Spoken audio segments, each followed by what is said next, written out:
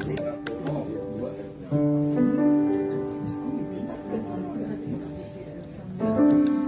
siang jemaat yang dikasih Tuhan, kita boleh berbahagia berkumpul kembali di tempat ini untuk memuliakan, memuji, dan terlebih mendengar firman Tuhan yang akan dibawakan oleh Bapak Yonatan. Mari kita berdoa. Tuhan Allah Bapa kami yang dalam surga, terima kasih Tuhan, Engkau begitu mengasihi kami sehingga kami boleh berkumpul, dan kami di sini Tuhan hendak memulai kebaktian kami hendak mendengar firman-Mu, dan kami hendak memuji nama-Mu Tuhan. Tuhan biarlah Engkau boleh pimpin Tuhan, dari Yonatan yang akan membawakan firman, Kau rapi dengan Roh-Mu yang kudus Tuhan, supaya kami semua bisa membuka hati dan pikiran kami untuk menerima firman-Mu, kata-kata-Mu Tuhan. Tuhan, ampuni segala kesalahan dan dosa kami Tuhan, supaya kami boleh layak Tuhan di tempat ini dari mula sampai akhir kebaktian ini. Pimpin Tuhan, kuasai rekan-rekan kami yang belum hadir, biar boleh sampai tempat ini dengan selamat. Terima kasih Tuhan, dalam nama Tuhan Yesus kami berdoa, amin.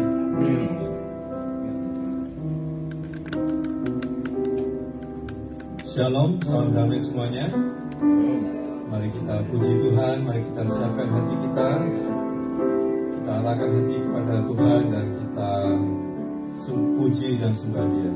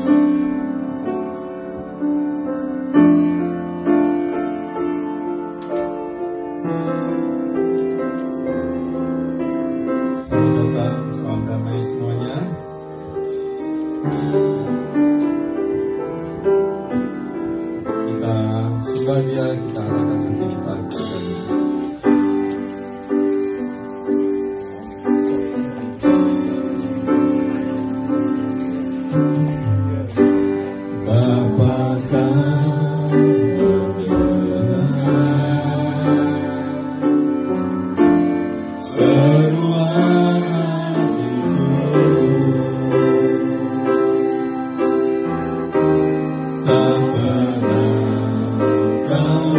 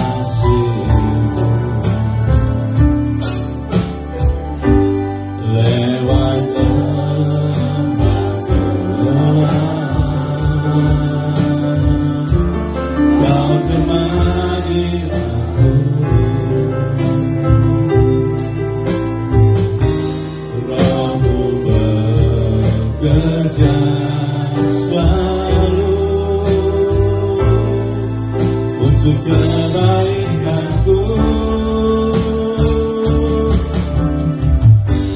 Mengalir kuasa dari tempat maha tinggi, Bapa kekal mulia, Kau hadir di sini, memulihkan hati, menyembuhkan yang terluka, bukan karena bersamamu Bapa. Kita teringat, saya teringat dengan kejadian Oktober 7 kemarin, di mana banyak orang disandra di Israel sana dan banyak yang jadi korban. Semoga lagu ini juga boleh menyembuhkan hati kita, menyembuhkan hati yang terluka buat kita semua, dan juga memberikan penghiburan buat mereka yang disandra dan mengalami banyak peperangan di Palestina dan di Israel sana.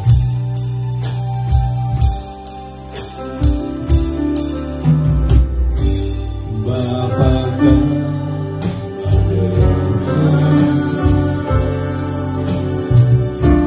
seruan hatiku,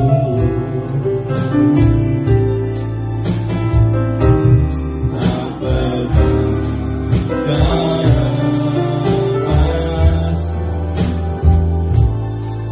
dari kasih-Mu. Lewat lembah gelap, Kau temani aku, Roh-Mu bekerja selalu untuk kebaikanku.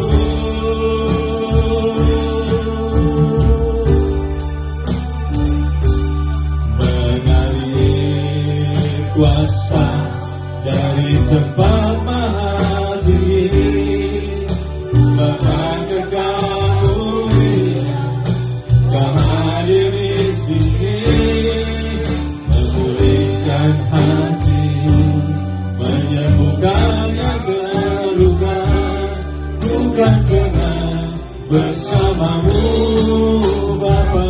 Mengalir kuasa, mengalir kuasa dari tempat maha tinggi, Bapa kekal mulia, Kau hadir di sini, memulihkan hati, menyembuhkan yang terluka, bukan karena bersamamu Bapa. Mengalir kuasa dari tempat maha tinggi, Bapa kekal mulia, Kau hadir di sini, memulihkan hati, menyembuhkan yang terluka, bukan tenang bersamamu Bapa. Mengalir kuasa dari tempat maha tinggi, Bapa kekal mulia, Kau hadir di sini, memulihkan hati, menyembuhkan terluka, bukan tenang bersamamu Bapa.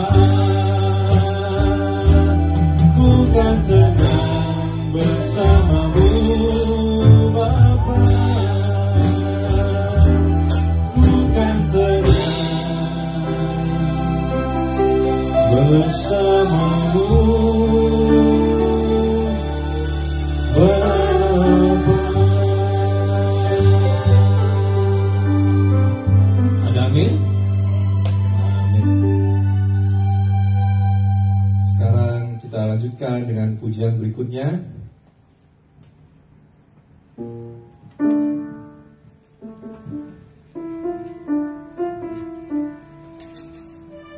Kita nyanyikan sambil berdiri yuk.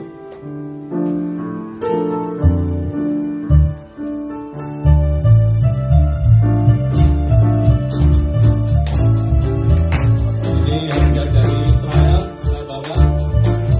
Semoga gereja nanti bukan ya, duitnya ya.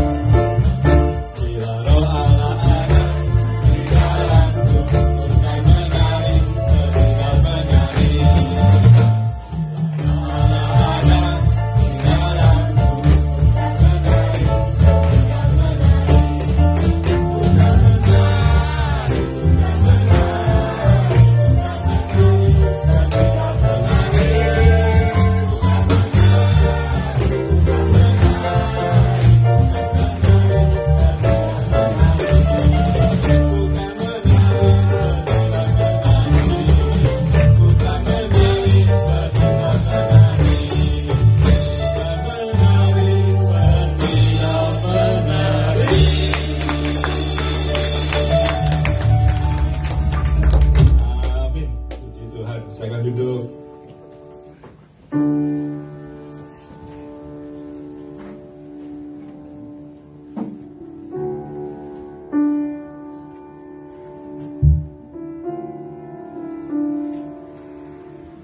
Kita lanjutkan puji Tuhan.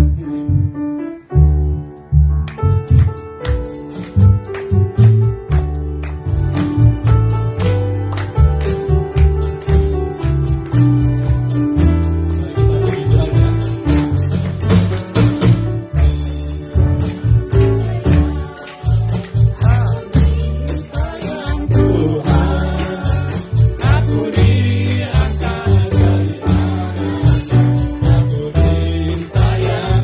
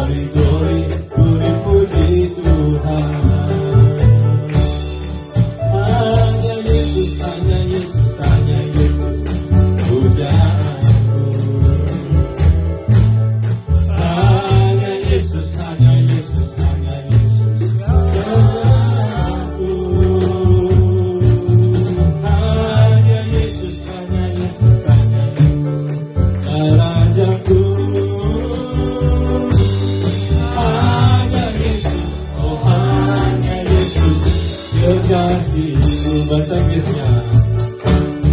Only Jesus, only Jesus, only Jesus, my precious love. Only Jesus, only Jesus, only Jesus, oh my God. Only Jesus, only Jesus, only Jesus, oh my King.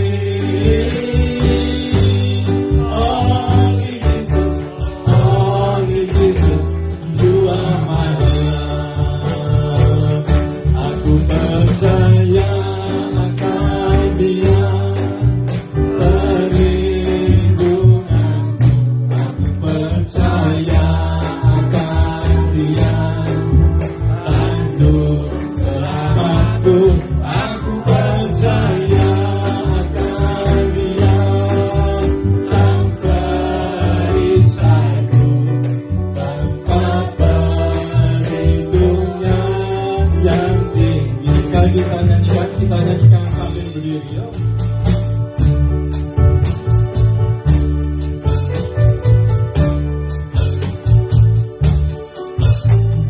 Sayang, disayang, aku disayang Tuhan.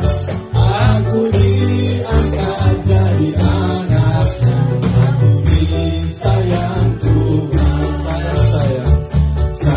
Sayang, disayang, aku disayang Tuhan. Aku diangkat jadi anaknya. Aku disayang Tuhan. Glory, glory, glory, haleluya. Glory, glory, glory, puji Tuhan. Glory, glory, glory, haleluya. Glory, glory, glory, haleluya. Hanya Yesus, hanya Yesus, hanya pujaanku. Hanya Yesus, hanya Yesus, hanya Yesus, Allahku. Hanya Yesus, hanya Yesus, hanya Yesus, ya Rajaku. Hanya Yesus, kekasihku. Bahasa Inggrisnya. Only Jesus, only Jesus, only Jesus, my precious Lord. Only Jesus, only Jesus, only Jesus, oh my God. Only Jesus, only Jesus, only Jesus, oh my King.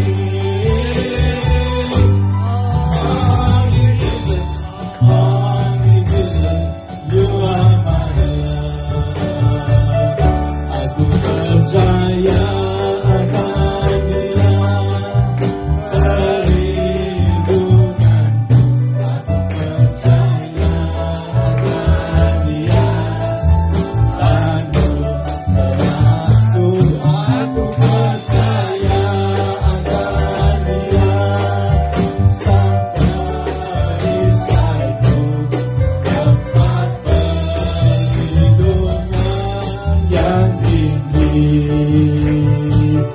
Aku percaya akan Dia perlindunganku. Aku percaya akan Dia tanduk selamatku. Aku percaya akan Dia sang perisaiku, tempat perlindungan yang tinggi. Tempat perlindungan yang tinggi. Tempat perlindungan yang tinggi. Tuhan. Silakan duduk, saudara-saudara. Kita persiapkan hati kita untuk mendengarkan firman Tuhan. Tema hari ini adalah berkat yang berlimpah dari Tuhan. Semuanya hanya karena kemurahan Tuhan.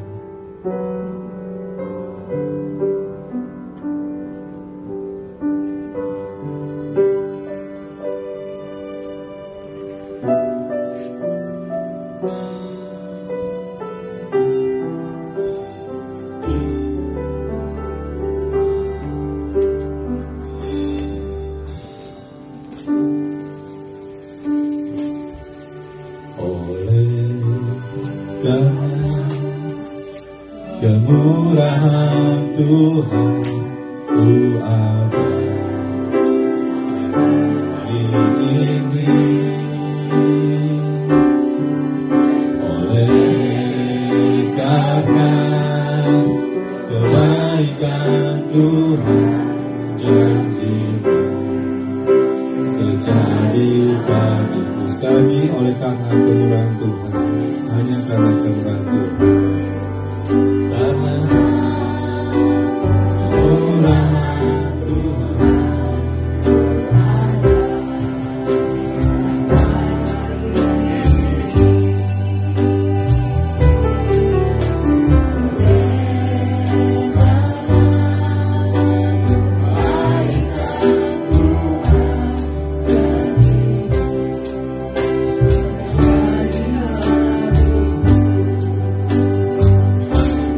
Ku sembah Kau Tuhan, ku mengangkat tangan-Mu, selamanya Kau ajar bagiku.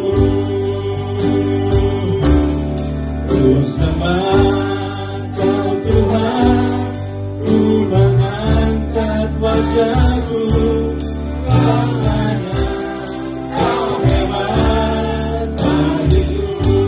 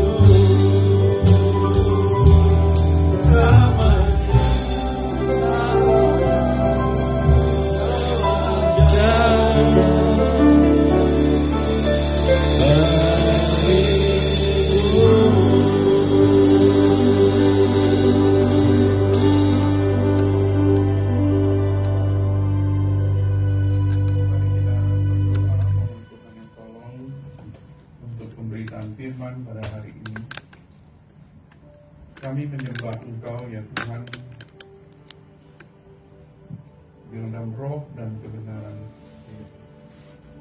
Kami sebagai orang berdosa tidak mungkin bisa mendekat Tuhan kalau bukan anugerah Tuhan yang mendahului di dalam hati kami, yang menguatkan dan membawa kami datang kepada Engkau untuk sembah sujud kepada Tuhan dan untuk memberikan pengenalan kepada kami kepada Engkau. Dalam melalui ibadah kami, hati kami boleh lebih kenal Tuhan, dan hati kami boleh diberikan kuasa kebangkitan oleh Tuhan Yesus, supaya kami boleh semakin hari semakin hidup, bukan hanya tahu siapakah Engkau, tetapi kami hidup bersama dengan Tuhan. Kami serahkan pemberitaan firman ke dalam tangan Tuhan. Bila pada waktu kami berbicara dalam nama-Mu, dalam firman Tuhan, kiranya Roh Kudus bekerja menolong kami dan membawa segala kemuliaan kepada Yesus Kristus yang layak menerimanya. Terima kasih Tuhan untuk kebaktian pada hari ini. Rendahkan hati kami ya Tuhan, untuk siap menerima kebenaran-Mu. Terima kasih Tuhan, dalam nama Tuhan Yesus kami berdoa. Amin. Selamat siang saudara sekalian. Mungkin baru pertama kali kenal ya kita ya. Tapi saya nggak akan menggunakan waktu banyak untuk kenalkan diri, nanti memberitakan diri saya lagi. Dan di depan ini pacar saya dulu, istri saya, dan kami punya 3 anak, semuanya sudah di Amerika, dan 2020 kami pindah ke Amerika sampai sekarang, dan seringkali saya pulang ke Indonesia untuk melayani. Sekarang saya full time atau penuh waktu untuk menulis buku. Dulu saya begitu sibuk mengajar di seminari, STDAA, Reform, dan juga iman dan sebagainya. Kemudian berkhotbah, tapi waktunya saya mesti untuk menulis. Dan ini menjadi bagian hidup saya yang telah saya kumpulkan sekian lama gitu. Kiranya firman Tuhan pada hari ini menjadi berkat bagi kita, dan saya akan menjelaskan 2 bagian Alkitab. Yang pertama di Yohanes pasal 10 ayat 10. Yohanes pasal 10 ayat 10. Sudah temukan? Saya akan bacakan beberapa ayat ini. Injil Yohanes pasal 10 ayat 10. Sudah temukan, saya bacakan. Pencuri datang hanya untuk mencuri dan membunuh dan membinasakan. Aku datang supaya mereka mempunyai hidup dan mempunyainya dalam segala kelimpahan. Mari kita baca sama-sama ayat emas ini. 1, 2, 3.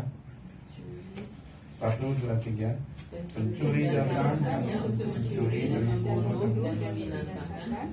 Aku datang supaya mereka mempunyai hidup dan mempunyainya dalam segala kelimpahan. Yang kedua kita buka Kolose pasal ketiga ayat ke-16. Kolose pasal ketiga ayat 16. Demikian bunyi firman Tuhan. Hendaklah perkataan Kristus diam dengan segala kekayaannya di antara kamu, sehingga kamu dengan segala hikmat mengajar dan menegur seorang akan yang lain, dan sambil menyanyikan mazmur dan pujian-pujian dan nyanyian rohani, kamu mengucap syukur kepada Allah di dalam hatimu. Sekian pembacaan firman Tuhan. Pada hari ini berbahagia mereka yang membaca firman dan mereka yang hidup oleh firman Tuhan. Ada gereja pada zaman ini yang berpendapat bahwa kelimpahan hidup itu bisa dilihat melalui kelimpahan materi. Hidup yang sakit-sakit, miskin, itu sebenarnya bukan hidup yang diberkati oleh Tuhan. Tapi hidup yang penuh dengan kelimpahan adalah hidup yang sukses, hidup yang penuh berkat dari Tuhan, hidup yang tidak kekurangan apapun juga. Itu yang dimengerti oleh beberapa kalangan gereja mengenai hidup yang berkelimpahan. Sekarang menjadi pertanyaan yang pertama adalah, apakah setiap orang kaya itu diberkati Tuhan? Belum tentu ya. Banyak orang kaya tapi sombong. Banyak orang kaya tapi hatinya tidak takut sama Tuhan, membanggakan kekayaannya. Tapi tidak setiap orang kaya itu adalah orang yang mesti dihukum oleh Tuhan. Tidak seperti itu. Yang kedua, saudara, apakah setiap orang yang miskin berarti mereka ditinggalkan Tuhan atau tidak diberkati Tuhan? Tidak juga demikian kan? Sebab ada orang yang percaya kepada Tuhan miskin seperti Lazarus, tetapi mereka mati dalam iman kepada Tuhan. Ada orang yang sungguh-sungguh percaya kepada Tuhan, tetapi di dalam dunia ini mereka tidak memiliki akan sesuatu pun yang pantas mereka harapkan. Oleh sebab itu, saudara, tidak menjamin bahwa seseorang yang mempunyai materi yang banyak itu sama dengan Tuhan berkati. Tapi ada kemungkinan ketiga, ada kemungkinan orang kaya yang diberkati Tuhan. Abraham orang yang kaya, tapi tidak pernah bersandar kepada kekayaannya, tapi dia hidup oleh iman. Ishak juga demikian, Yakub juga demikian. Esau juga orang yang kaya kan. Waktu Yakub bertemu dengan Esau, Esau sudah punya 400 tentara. Jadi orang itu luar biasa ya. Satu pasukan yang besar, kalau dia punya 400 tentara, hamba-hambanya ada berapa, saudara? Jadi di rumah Esau itu ada berapa orang? Mungkin bisa 1000 orang, saudara. Esau yang memberikan mereka makan dan minum, tetapi Esau adalah orang yang tidak pernah kenal Tuhan. Dan bandingkan dengan Abraham, dia pun banyak diberkati oleh Tuhan. Namun saudara, Abraham orang yang dikenal oleh Tuhan. Oleh sebab itu saudara, tafsiran bahwa berkat Tuhan yang berkelimpahan itu equal atau sama dengan kekayaan fisik, kekayaan materi, hidup yang tidak kekurangan, itu sebenarnya harus kita pertanyakan, saudara. Lalu saudara, apa yang dimaksud dengan hidup yang berkelimpahan itu? Saudara, ayat 10 sudah perhatikan. Aku datang supaya mereka mempunyai hidup dan mempunyai dalam segala kelimpahan. Tuhan Yesus berbicara mengenai kelimpahan ada hubungannya dengan dirinya. Aku datang memberikan hidup yang berkelimpahan. Tapi dikontraskan dengan ayat 10 yang bagian A, pencuri datang hanya untuk mencuri dan membunuh dan membinasakan. Kontras dengan pemimpin agama Yahudi pada saat itu, yang bukan memimpin menurut ukuran dari Tuhan, tetapi mereka datang untuk membinasakan domba dan untuk mendapatkan sesuatu dari domba itu. Kata mencuri, membunuh, dan membinasakan. Mengapa seorang gembala harus membunuh, mencuri? Sebab pada keuntungan pribadinya. Kontras dengan Tuhan Yesus yang datang, aku datang supaya memberikan hidup, dan bukan hanya sekedar hidup, tetapi hidup yang berkelimpahan. Kata berkelimpahan di situ itu sebenarnya surplus, melampaui cukup atau memiliki secara full. Kalau seorang surplus kekayaannya, artinya kalau saya makan minum dan anak-anak sekolah itu seperti ini, tapi kemudian dia melampaui, itu namanya surplus, saudara. Tuhan Yesus datang itu memberikan hidup yang surplus, hidup yang melampaui akan kebutuhan kita sehari-hari, hidup yang betul-betul berkelimpahan yang muncul dari dalam diri Tuhan Yesus kepada kita. Kemudian kita akan menjelaskan lagi mengenai apa yang dimaksud dengan Tuhan Yesus mengenai hidup yang berkelimpahan. Ayat 11 sudah perhatikan. Itu berkaitan dengan dia adalah gembala yang baik. Akulah gembala yang baik. Gembala yang baik memberikan nyawanya bagi domba-dombanya. Itu berkaitan dengan memberikan nyawa Tuhan Yesus. Itu berkaitan dengan hidup yang berkelimpahan dengan karya Tuhan Yesus, saudara. Bukan soal berkat Tuhan Yesus, tetapi diri Tuhan Yesus. Tuhan Yesus memberikan dirinya habis-habisan, yaitu nyawanya sendiri. Kalau seseorang mengatakan, aku memberikan nyawaku kepadamu, berarti tidak ada yang tersisa lagi kan? Kalau suami istri mengatakan, aku memberi nyawaku, tapi dompetku enggak, berarti cuma ngomong aja gitu. Kalau seorang bisa memberikan nyawanya, dompet pun dikasih, rumah pun dikasih, apapun dikasih. Karena apa? nyawa itu berkaitan dengan kepemilikan. Kalau seorang memberikan nyawa, ia memberikan dirinya, memberikan miliknya, memberikan segala sesuatu yang ada pada dirinya. Jadi itu pemberian yang terbesar dari Tuhan Yesus, bukan berkat yang kelihatan seperti makan, minum, pakaian dan sebagainya. Tetapi Tuhan Yesus memberikan dirinya habis-habisan kepada kita. Itu adalah kasih yang tak terbatas, kasih yang sacrifice, kasih yang murni. Itu yang memberikan kepada seseorang yang tidak layak menerimanya, dan Tuhan Yesus memberikannya itu habis-habisan, saudara.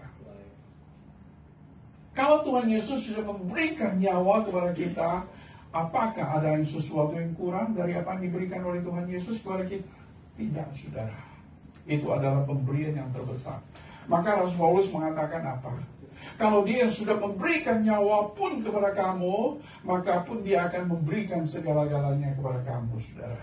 Apa yang kita khawatirkan sudah dalam hidup ini? Waktu anak saya sakit, saudara, saya bawa dia ke dokter, istri saya juga, kita mendoakan bawa dia ke dokter. Kalau bisa, saudara, saya menggantikan dia sakit. Kalau saya ada uang apapun juga saya gak akan simpan, tapi keluarkan semuanya, karena ini saya mengasihi anak saya memberikan nyawaku kepada dia. Itu pemberian yang habis-habisan, saudara. Jadi saudara perhatikan, aku datang memberikan hidup, itu hidup yang berkelimpahan karena Kristus memberikan dirinya kepada kita. Kalau kita sudah menerima Tuhan Yesus di dalam hidup kita, apa yang kurang, saudara? Apa yang kita minta lagi kepada dia? Apa yang kita mengatakan bahwa Tuhan, kenapa engkau tidak mempeduli akan hidup saya, saudara? Pada waktu saya susah, kenapa engkau diam? Pada waktu saya membutuhkan engkau, kenapa enggak hadir? Tuhan mengatakan, aku sudah memberikan diri kepada kamu. Apa yang kurang, saudara? Pada waktu saudara menghadapi berbagai kesulitan di dalam hidup, jangan bertanya di mana kasih Tuhan, tapi bertanya kepada diri kita, di mana kasih kita kepada Tuhan. Mengapa, saudara? Kasih Tuhan sudah terbukti di atas kayu salib, sudah dilimpahkan kepada kita. Oleh sebab itu, pada waktu kita mengalami kesusahan, kasih Tuhan pun tak pernah meninggalkan kita. Dan pada saat itulah kita mempertanyakan, seberapa jauh kasih kita kepada Tuhan, saudara. Yang kedua, sudah perhatikan ayat yang ke-12 itu.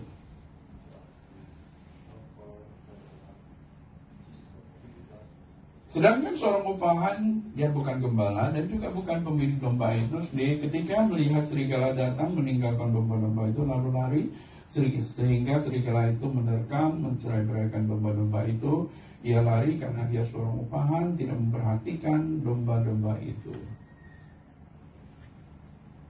Itu Tuhan Yesus memperumpamakan, kontras lagi dengan gembala sebelum dia, yang tidak memperhatikan domba, tetapi lebih memperhatikan diri sendiri. Tetapi Tuhan Yesus, gembala yang baik, dia memelihara dombanya satu demi satu, saudara.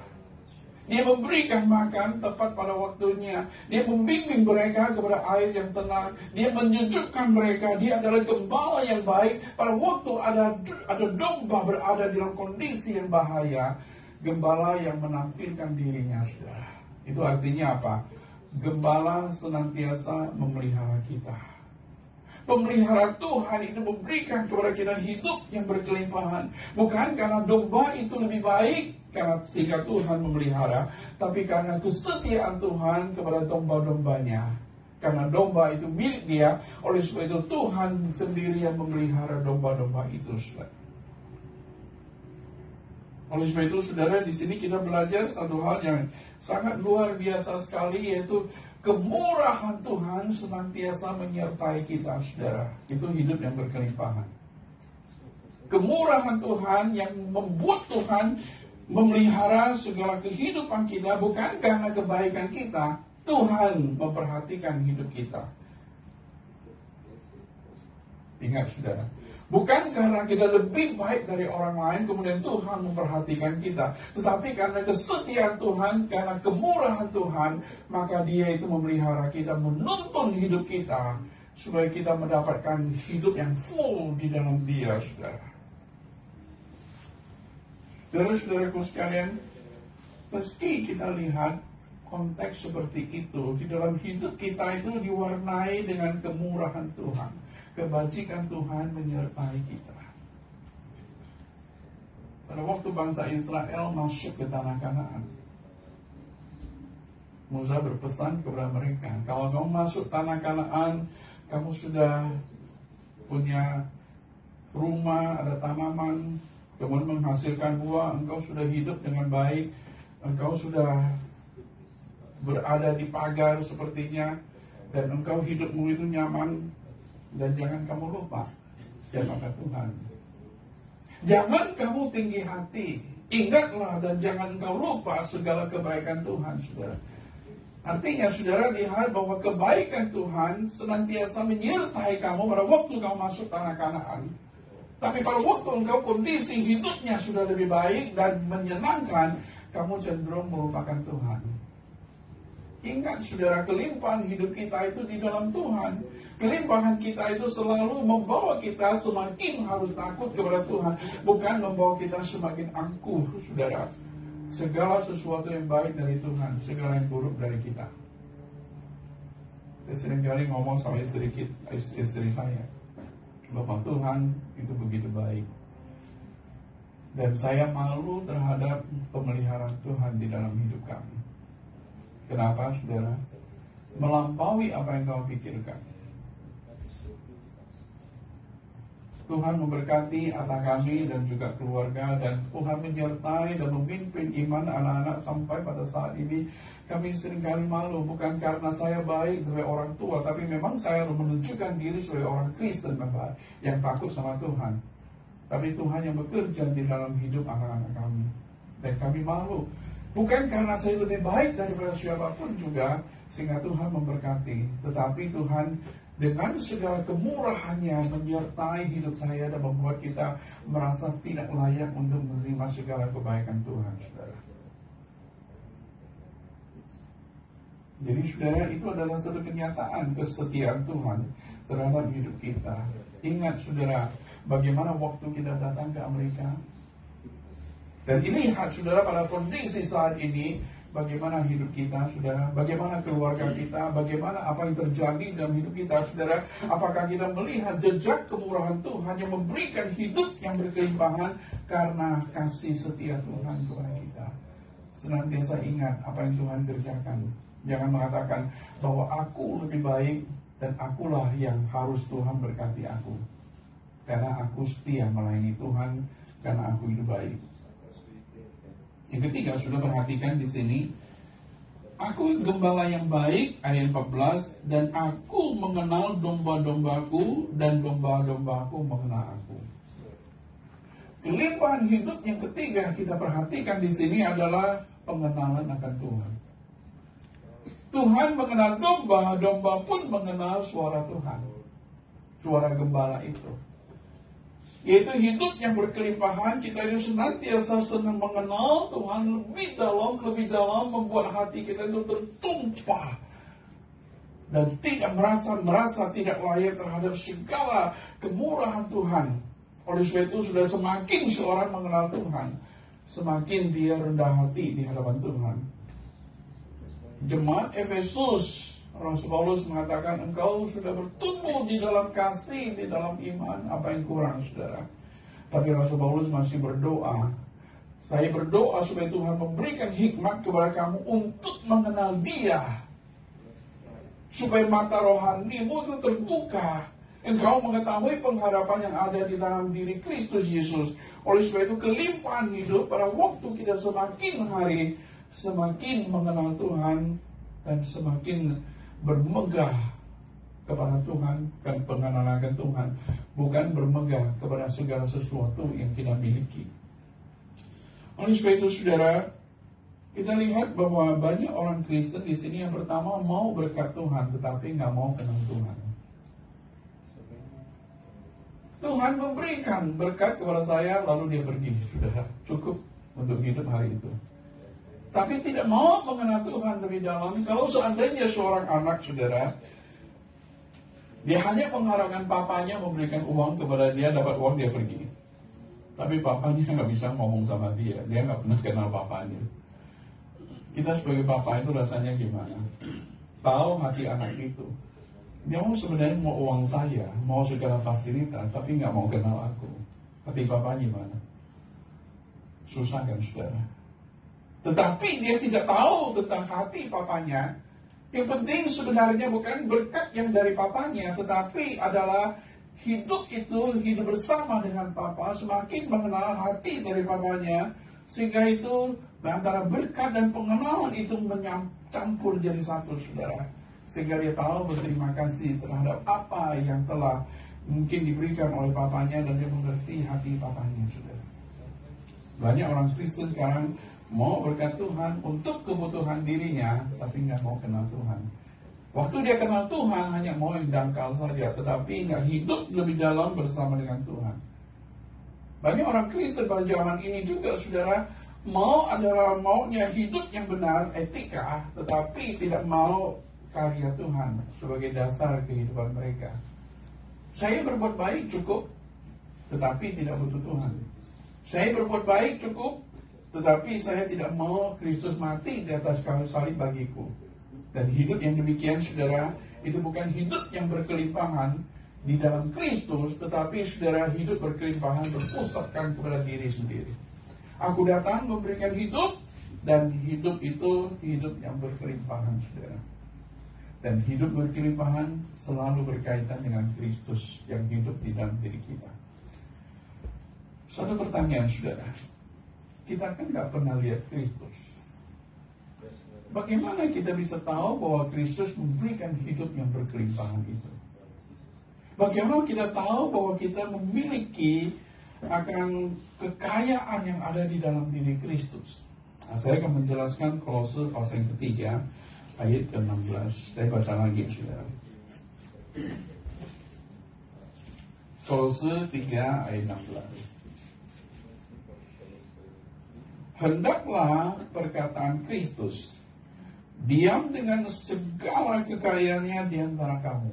Kalimat ini luar biasa, saudara. Hendaklah perkataan Kristus diam dengan segala kekayaannya di tengah kamu. Kata hendak di situ itu imperatif, suatu dorongan. Artinya tidak setiap orang Kristen hidup di dalam kekayaan Kristus. Ada orang Kristen yang belum dewasa di dalam Kristus, hidup menurut dunia, oleh sebab itu mereka miskin. Tetapi di sini hendaklah perkataan Kristus. Perkataan Kristus di sini bukan logos yang dipakai, tapi rema. Sudah tahu bedanya logos dan rema?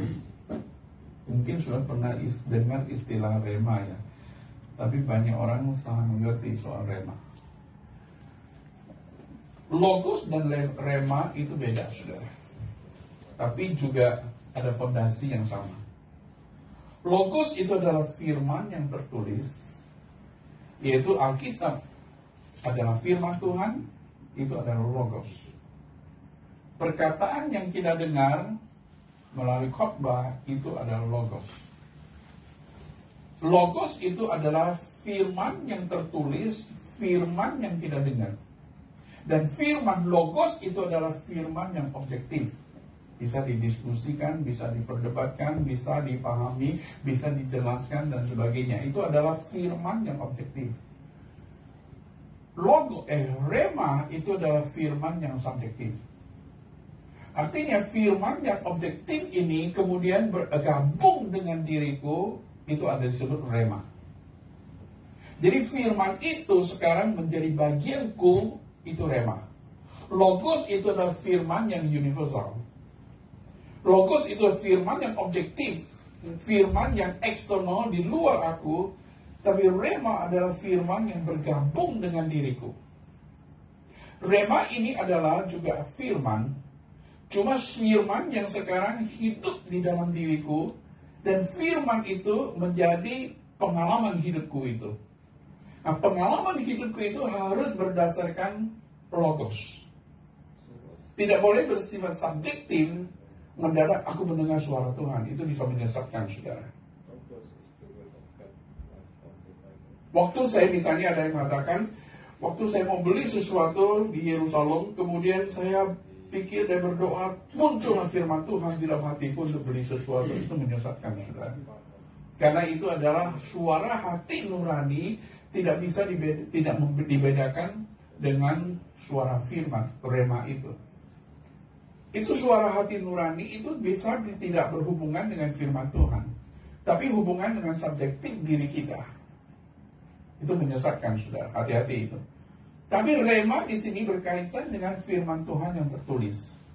Dan firman Tuhan tertulis menjadi dasar bagi saya, dan firman itu menjadi bagian di dalam hidup saya, atau firman itu sekarang menyatu dalam diri saya. Itu disebut pengalaman firman saudara. Itu rema yang dipakai. Saya coba jelaskan lagi di dalam Roma pasal yang ke-10.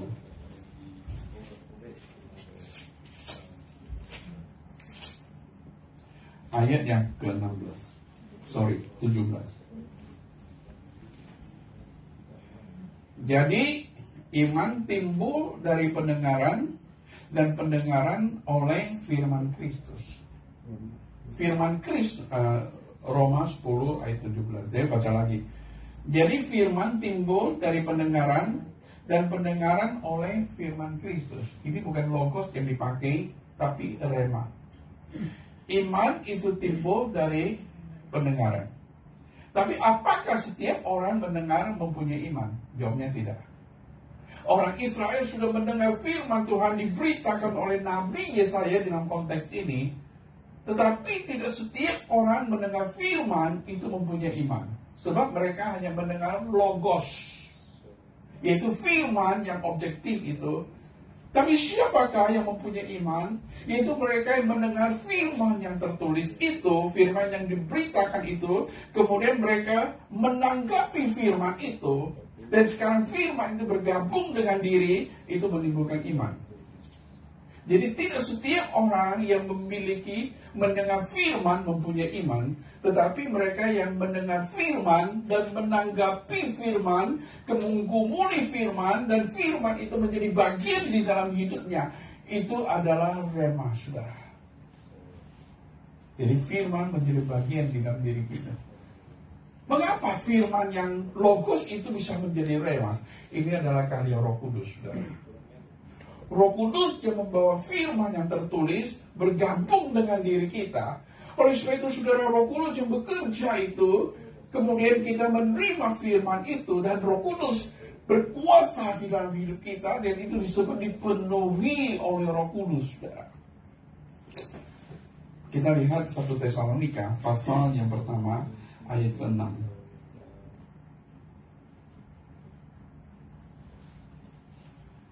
1 Tesalonika 1 ayat ke-6. Kamu telah menjadi penurut kami dan penurut Tuhan. Dalam penindasan yang berat, kamu telah menerima firman itu dengan sukacita yang dikerjakan oleh Roh Kudus. Firman itu, logos itu, kemudian itu kamu telah menerimanya. Dan logos itu sekarang diefektifkan oleh Roh Kudus yang bekerja di dalam diri kita.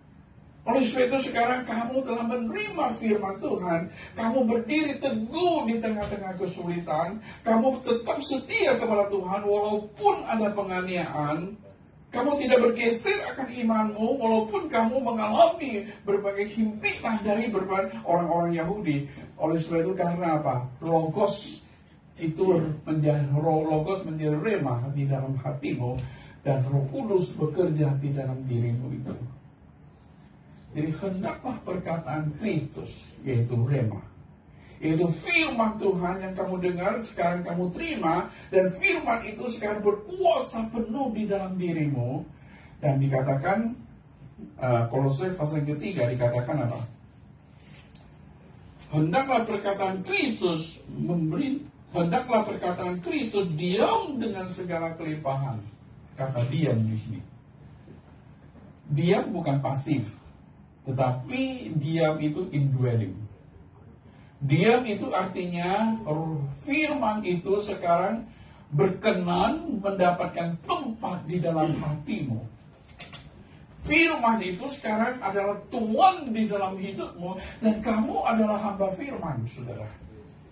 Firman itu sekarang memerintah di dalam hatimu, seperti ayat 15, hendaklah damai sejahtera Kristus memerintah di dalam hatimu, yaitu kehadiran firman itu kehadiran Kristus.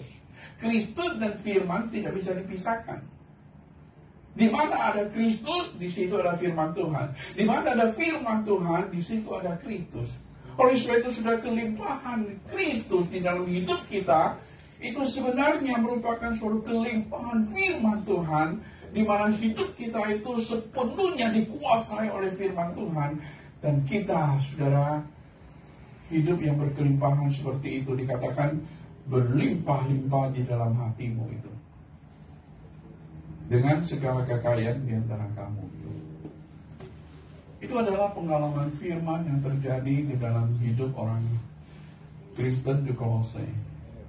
Mereka mengalami bagaimana Kristus berkarya di dalam hidupnya. Mereka menjadi sahabat Kristus, dan mereka hidup di mana Kristus adalah Tuhan yang berkuasa, saudara. Kalau saudara beli rumah, berarti saudara Tuhan kan rumah itu. Kalau sudah Tuhan rumah itu sudah berkuasa untuk menata rumah itu kan. Jelek-jelek nggak nata, itu pun rumah saya. Kalau ada orang datang tamu, boleh nggak dia itu pandai sekali mengatur rumah tanpa izin kita mengatur semuanya? Ya nggak boleh dong, karena dia tamu kan. Boleh nggak kita ke rumah anak kita yang sudah menikah, kemudian kita seperti tuan rumah lalu mengatur rumahnya? Ya nggak boleh, sudah dia sudah punya rumah tangga. Walaupun kita itu papa atau mama. Sebab apa? Tuan rumah bukan kita, tapi anak. Betul kan? Kita sebagai tamu berkunjung ke situ. Tapi banyak orang Chinese nggak tahu, dia datang ke rumah anaknya, dia sebagai tuan, anaknya jadi pembantu. Anaknya jadi apa? Bukan pemilik rumah lagi. Itu menimbulkan konflik yang besar sekali di dalam keluarga itu. Tapi sudah mesti tahu bahwa anak kalau sudah menikah, dia itu adalah tuan di dalam rumah itu. Dan kita ini orang luar, tamu jadinya.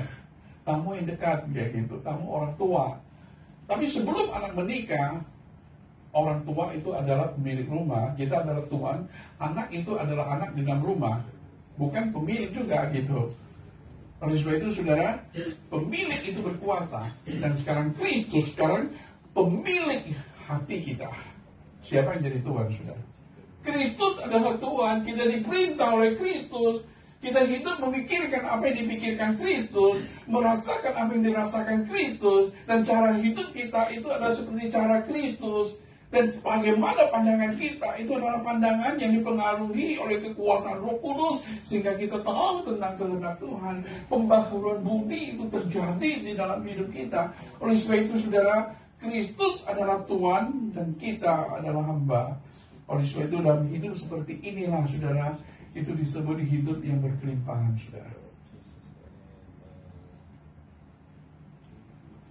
Kemudian sudah perhatikan, sehingga katanya kamu dengan segala hikmat mengajar.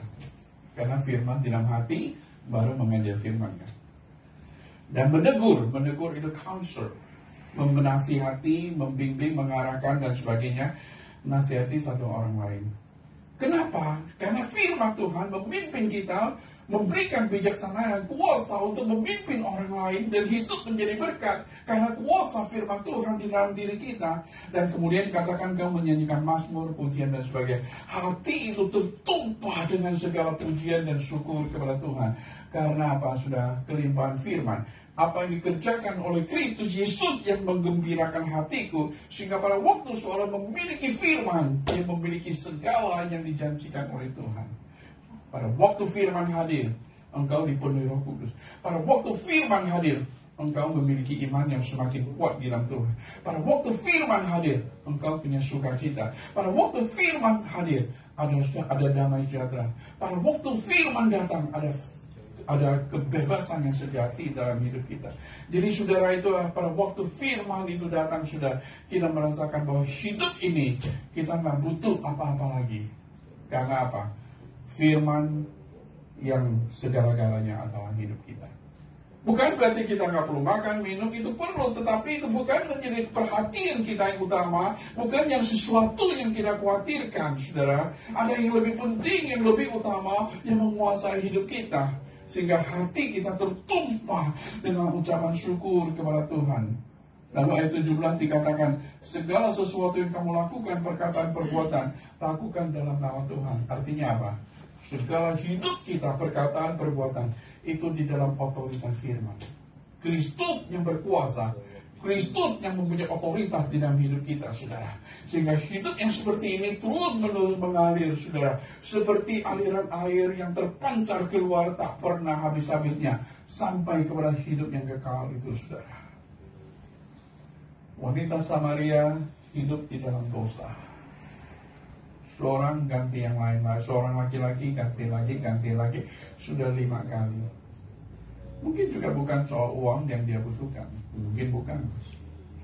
Tapi dia adalah seorang yang memang haus kasih, haus perhatian, haus segala sesuatu, kemudian mencarinya di tempat yang lain, yang tidak semestinya. Pada waktu dia bertemu dengan Tuhan, saudara, Tuhan yang memberikan air yang hidup, hatinya penuh sukacita, saudara. Dia menerima perkataan Kristus, dia menerima Kristus, kemudian dia pulang ke kampung, lalu menyebarkan tentang siapakah Tuhan itu. Orang kampung percaya, dan mereka datang kepada Tuhan, saudara. Itu adalah hidup yang betul-betul hidup yang diubah oleh Tuhan, hidup yang berkelimpahan karena Kristus Yesus, karena firman Tuhan. Dan hidup yang seperti inilah yang saudara saya harus miliki. Jemaat Laodikia adalah jemaat yang hidup di tengah-tengah kota yang kaya sekali dengan orang-orang dari pendidikan, dari perdagangan, dari berbagai macam sarana, saudara. Jemaat Laodikia, saudara, kota Laodikia pernah mengalami gempa yang besar sekali, dan kemudian mereka bangun kembali dengan dananya sendiri. Dia nggak mau bantuan siapapun juga. Dan zaman itu sudah terkenal dengan kedokteran di Laodikia. Jadi sudah memang cuma Laodikia itu jemaat yang terpandang pendidikan baik, status sosial baik, dan dia mengatakan, aku kaya, aku tidak kurang apapun juga. Tapi Tuhan Yesus mengatakan, kamu melarat, kamu miskin, kamu telanjang, dan sebagainya. Lalu sudah Wahyu pasal yang ketiga, ayat 20, sudah baca mengalirkan. Wahyu pasal ketiga ayat 20.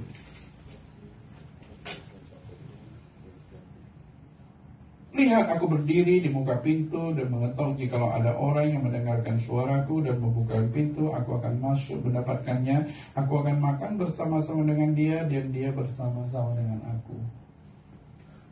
Karena mereka mengatakan, aku kaya, aku tidak kurang apapun juga, self-sufficient.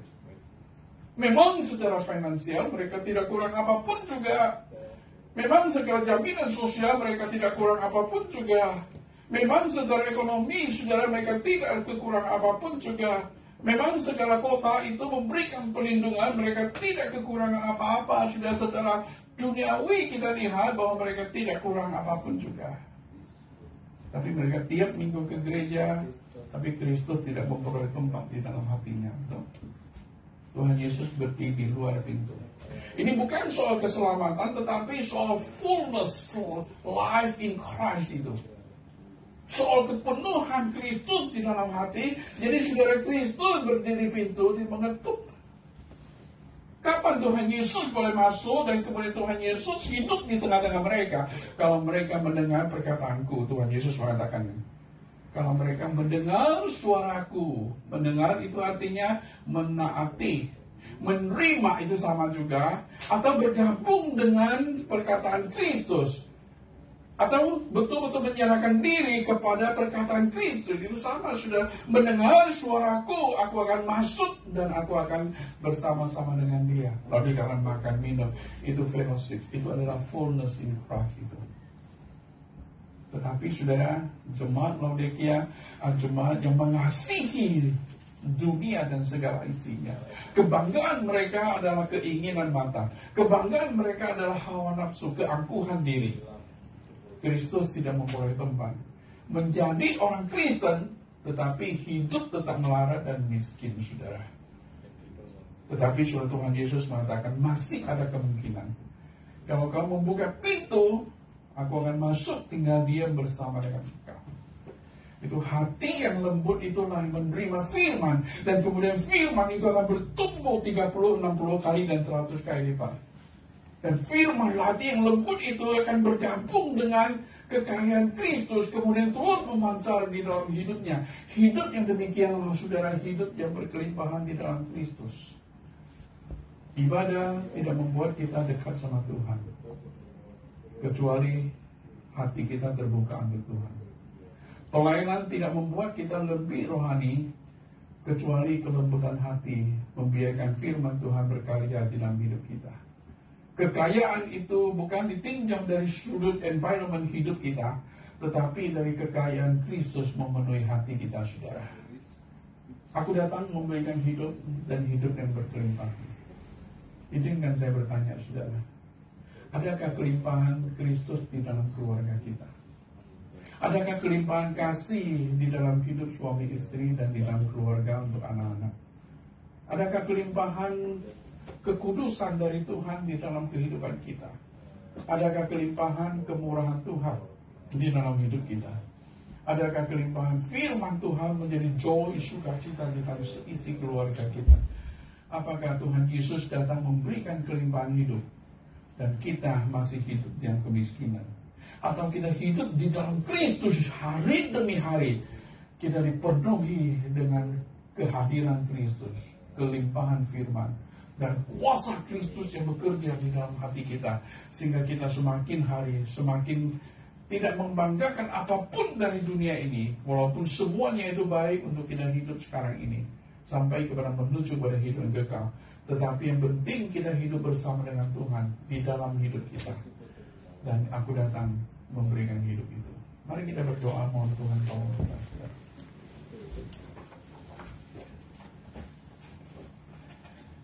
Kami serahkan diri kami ke dalam tangan-Mu, Tuhan. Engkau tahu siapa kami, apa yang ada di dalam hati kami. Kami mungkin selama ini hanya tahu tentang Tuhan, tetapi Tuhan tidak memperoleh tempat di dalam hati kami, sehingga kami terus hidup di dalam miskin, karakter-karakter yang buruk, manusia lama yang berkuasa di dalam hati kami, kemarahan, segala hawa nafsu dunia, dan segala sesuatu yang tidak diperkenan oleh Tuhan masih berkuasa di dalam diri kami. Kami berdoa, Tuhan tolong dan pimpin kami dan memberikan kepada kami hati yang lembut, roh yang lemah lembut untuk menerima firman Tuhan dan menerima Kristus yang hadir di dalam hidup kami. Tuhan tolonglah supaya kami mengerti pengorbanan Kristus di atas kayu salib. Apa yang Tuhan kerjakan di dalam hidup kami dengan terus memelihara kami berdasarkan kebaikan Tuhan. Dan Tuhan yang memberikan diri supaya kami boleh semakin hari semakin mengenal dan hidup lebih dalam bersama dengan Tuhan. Mohon Roh Kudus pimpin kami dan Roh Kudus bawa kami ke dalam hidup dengan Kristus Yesus. Terima kasih untuk firman-Mu, terima kasih pada hari ini kami boleh datang untuk di hadapan Tuhan dan merenungkan firman Tuhan. Kiranya Tuhan berkati diri kami dengan kelimpahan Kristus Yesus. Terima kasih Tuhan, demi nama Tuhan Yesus kami berdoa. Amin. Amin.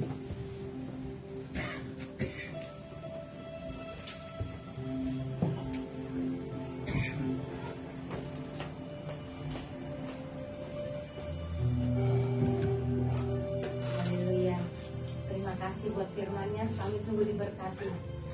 Mari saudara, kita semuanya akan berdoa syafaat untuk saudara-saudara, untuk negara, untuk semua. Bapa, di dalam nama Yesus, kami mengucap syukur buat hari ini Tuhan. Kembali kami diingatkan betapa pengorbanan-Mu sungguh luar biasa buat kami. Tuhan, apa yang kami minta lagi Tuhan, karena Engkau memberkati kami lebih dari cukup. Terima kasih Tuhan buat kasih setia-Mu. Terima kasih Tuhan buat apa yang Tuhan sudah kerjakan dalam hidup kami. Ajar kami Tuhan untuk mengucap syukur. Ajar kami Tuhan untuk hidup seturut dengan firman-Mu. Tuhan, terima kasih buat hamba-Mu yang Engkau sudah utus ke tempat ini untuk memberkati kami semua. Tuhan, berkati Bapak Jonathan Tuhan dengan kasih-Mu. Tuhan, biarlah hikmat dan marifat-Mu Tuhan Engkau berikan Tuhan hari lepas hari untuk hamba-Mu ini. Berkati hidupnya, berkati keluarganya, istri dan anak-anaknya Tuhan, dengan berkat-berkat yang ekstra yang Tuhan berikan untuknya. Kemanapun hamba-Mu ini melangkah, biarlah dia melangkah bersama dengan Tuhan. Terima kasih Tuhan buat siang hari ini. Kami juga Tuhan mau mengangkat Tuhan saudara-saudara kami yang saat ini membutuhkan dukungan doa. Kami mau berdoa buat Kohandi. Kami mau berdoa buat Pak Ripiau untuk kesembuhannya. Tuhan, tolong Tuhan. Engkau sendiri Tuhan yang menjadi dokter Tuhan untuk mereka. Juga Tuhan untuk saudara kami Emi dan Ellen. Tuhan, Engkau juga yang menyembuhkan. Engkau tahu Tuhan apa yang diderita anak-anak-Mu ini. Kami percaya Tuhan suatu hari nanti Tuhan pasti menyembuhkan. Dan Tuhan menjamah Tuhan hati-hati mereka. Tuhan, untuk Emi dan Ellen kami juga mau berdoa supaya iman mereka terbangun. Biar iman mereka Tuhan boleh tumbuh dulu. Biar Tuhan Engkau sendiri Tuhan yang menjamah hati mereka. Tuhan, kami juga mau berdoa untuk kesembuhan Tuhan Pak Robi dan Tante Trace yang ada di Singapura. Tuhan, biarlah kiranya Tuhan tangan kasih Tuhan yang menyertai, yang menyembuhkan Tuhan anak-anak-Mu ini. Tuhan Yesus, kami juga mau berdoa buat Tante Riana yang saat ini Tuhan sedang tidak enak badan. Kami mau mengangkatnya di dalam kasih Tuhan. Kami mau berdoa untuk kesembuhannya, supaya minggu yang akan datang dia boleh bersama-sama dengan kami untuk beribadah. Tuhan, biarlah kami juga Tuhan Yesus mau berdoa juga Tuhan Yesus untuk para senior yang ada di tempat ini. Untuk Tante Olga, untuk Tante Ing, untuk Kokehin, untuk tim Udon, untuk Steve, untuk Tuhan Pak Sugianto, biar kiranya tangan kasih Tuhan menyertai. Untuk saudara kami juga Tuhan Yesus, senior kami Tuhan yang sudah lama tidak bersama dengan kami, Ci Helen dan Ko Adrian, biar kiranya Engkau menjamah dan menjangkaunya, supaya Tuhan boleh suatu hari mereka boleh bersama-sama dengan kami untuk beribadah dan mengalami Tuhan. Tuhan, kami juga mau berdoa Tuhan untuk saudara-saudara kami yang saat ini membutuhkan izin tinggal di tempat ini. Tuhan, kalau warga negara sorga saja Tuhan sudah menjamin. Tuhan, biar kiranya Tuhan Engkau Tuhan yang memberikan Tuhan mereka Tuhan Yesus legalitas Tuhan keberadaan mereka di sini dan pekerjaan yang mereka cari, biar Tuhan saja yang memberikannya. Terima kasih Tuhan Yesus, kami juga teringat untuk Evan Tuhan anak ini. Engkau tahu Tuhan Yesus apa yang diderita anak ini, dan Engkau juga Tuhan menyertai Tuhan orang tuanya yang begitu setia melayani Engkau. Terima kasih Tuhan untuk para pengurus di Maranatha ini. Kami juga mau berdoa supaya tangan kasih Tuhan yang menguasai hidup mereka. Engkau memberkati mereka, memberikan hikmat Tuhan dengan memimpin gereja Maranatha ini. Tuhan, tolong Tuhan, Engkau berikan mereka Tuhan Yesus kasih setia-Mu, supaya mereka Tuhan boleh menjadi berkat. Untuk para worship leader, para pemusik, para singer, Tuhan juga memberkati Tuhan dengan kasih Tuhan, supaya yang kami kerjakan di tempat ini adalah untuk mengembalikan hormat dan kemuliaan nama Tuhan. Tuhan, kami juga mau berdoa saat ini, mau mengangkat negara Israel, negara biji mata-Mu kepada Tuhan. Engkau tahu Tuhan Yesus serangan demi serangan yang hadir di sana. Biar kiranya Tuhan Engkau sendiri Tuhan yang menurunkan perdamaian Tuhan. Tuhan, kami tahu Tuhan firman-Mu saat ini sedang Engkau genapi satu persatu. Tuhan, tolong Tuhan berikan kekuatan untuk bangsa Israel. Tuhan, tolong juga Tuhan negara-negara sekitar Tuhan. Engkau jamah hati mereka, lembutkan hati mereka Tuhan, supaya mereka Tuhan tahu bahwa ada Tuhan yang maha kuasa, yang melihat dari atas, yang memberikan perdamaian. Tuhan, kami juga mau berdoa untuk negara Indonesia, negara kecintaan kami, negara tempat di mana kami dilahirkan dan tempat di mana kami berasal. Tuhan, tolong Tuhan pemilu yang akan digelar Tuhan, Engkau Tuhan menyertai. Tuhan, jangan biarkan pertikaian demi pertikaian yang ada terus Tuhan menghantam Indonesia. Tuhan, tolong supaya Tuhan presiden yang akan terpilih nanti adalah yang berasal dari Tuhan, adalah yang Engkau pilih ya Tuhan, supaya Indonesia boleh damai. Dan hamba-hamba Tuhan, para pemerhati yang ada di sana, para anak Tuhan yang masih ada di Indonesia, biar kiranya Tuhan mereka boleh memakai lutut mereka Tuhan untuk datang kepadamu, supaya perdamaian boleh ada di Indonesia, supaya negara Indonesia boleh terus kembali kepada ketuhanan yang Maha Esa. Tuhan, kami juga mau mengangkat negara Amerika, tempat di mana kami boleh menghirup udara Amerika, kami boleh bekerja di Amerika, kami boleh Tuhan melangsungkan hidup kami di negeri ini. Tuhan tolong supaya mulai dari presiden sampai pemimpin yang terendah sekalipun mereka boleh Tuhan takut akan Engkau. Mereka boleh menjalankan kepemimpinan mereka berdasarkan Tuhan integritas. Terima kasih Tuhan. Terima kasih buat siang hari ini. Kami percaya Tuhan Yesus bahwa Engkau sudah melindungi kami. Engkau sudah memberkati kami dengan firman-Mu.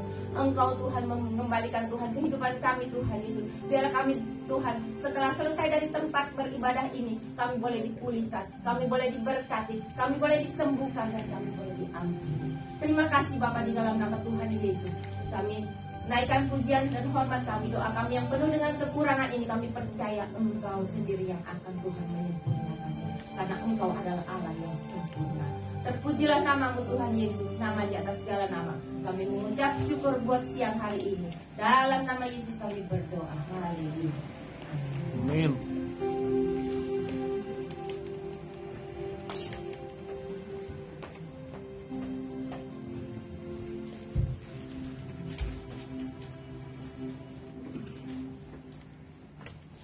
Puji nama Tuhan.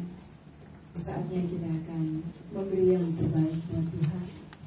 Sambil saudara menyiapkan persembahan, saya ada satu firman Tuhan dalam 1 Tawarik 16 ayat 29.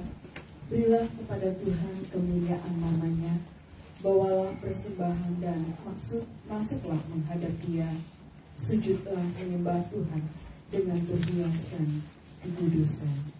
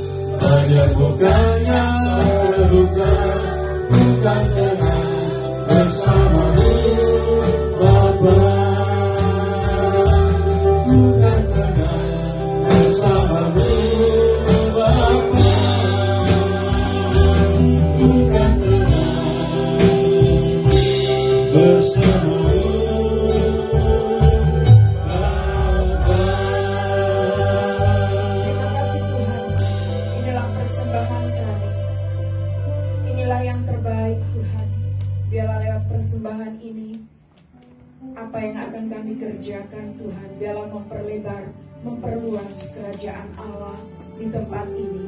Terima kasih Tuhan, kami bersyukur di dalam nama Tuhan Yesus. Haleluya. Amin.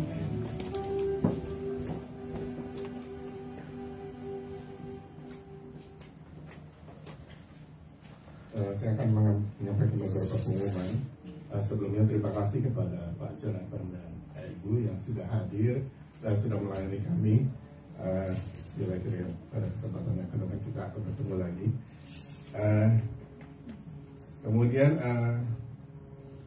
minggu depan firman Tuhan akan disampaikan oleh Pastor Kim Guan Min dari Korea yang melayani di pelayanan pedalaman Medan dan akan memberikan kesaksiannya. Kemudian yang selanjutnya itu Tante Yeti mengucapkan terima kasih atas bantuan dan dukungan kita semua. Sekarang Tante Yeti tinggal bersama putrinya di sana. Kemudian seperti biasa pada setiap hari Jumat jam 8 malam kita akan Zoom untuk persekutuan doa. Terima kasih kehadiran saudara semua yang sudah hadir pada hari ini. Kira-kiranya kita juga berdoa untuk perkembangan dari jemaat kita ya. Pada saudara kita akan menutup kebaktian pada siang hari ini. Kita akan menyanyikan Maranatha, kemudian minta Pak Jonathan untuk bawa berkat.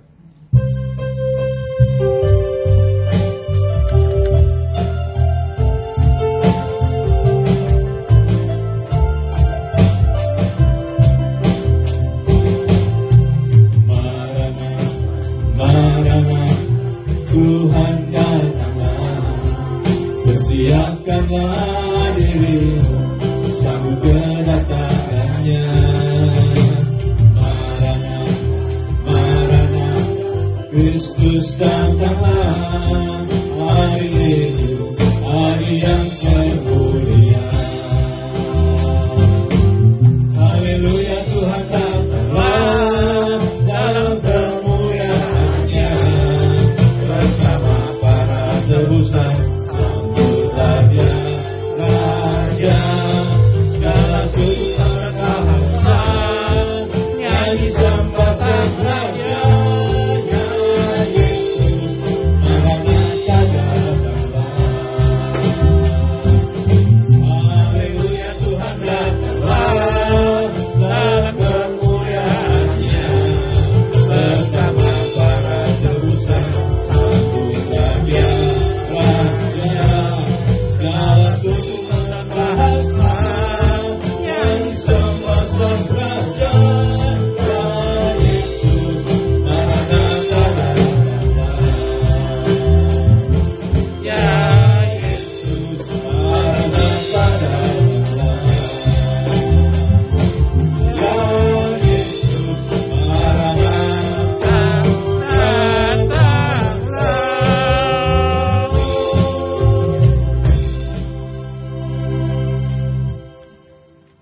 Jemaat kekasih Tuhan Yesus Kristus, arahkanlah hatimu kepada Tuhan dan dengan iman terima berkat dari Tuhan. Kiranya kasih karunia dari Tuhan kita Yesus Kristus, kasih Allah Bapa dan persekutuan dengan Allah Roh Kudus yang menyertai saudara sekalian mulai hari ini sampai Tuhan Yesus datang kembali. Amin. Amin. Silakan duduk.